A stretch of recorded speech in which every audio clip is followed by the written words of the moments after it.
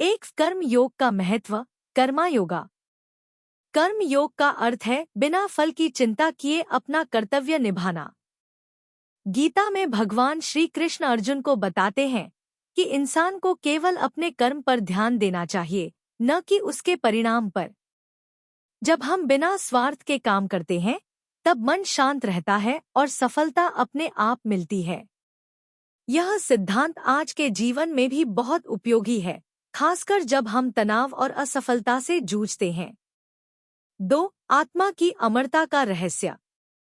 गीता के अनुसार आत्मा कभी नहीं मरती, वह केवल शरीर बदलती है। जैसे इंसान पुराने कपड़े छोड़कर नए पहनता है, वैसे ही आत्मा एक शरीर छोड़कर दूसरा शरीर धारण करती है।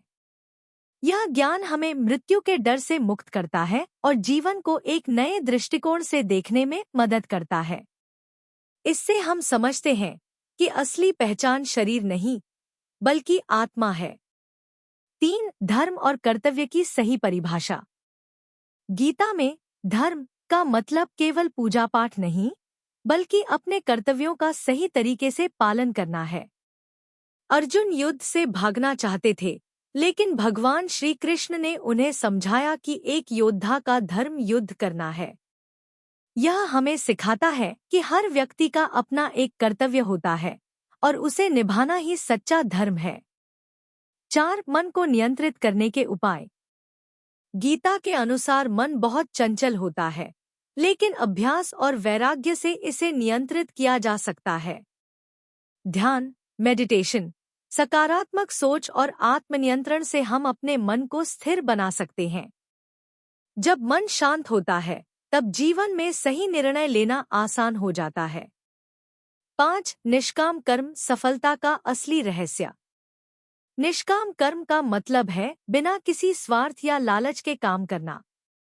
गीता में बताया गया है कि जो व्यक्ति केवल अपने कर्तव्य पर ध्यान देता है और परिणाम की चिंता नहीं करता, वही सच्ची सफलता प्राप्त करता है।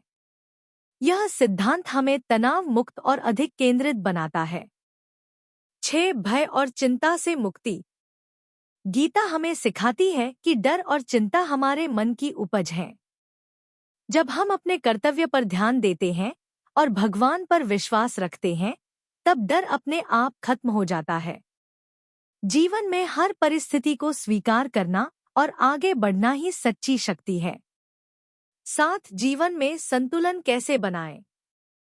गीता में संतुलन, बैलेंस को बहुत महत्वपूर्ण बताया गया है, चाहे वह काम और आराम के बीच हो या भावनाओं और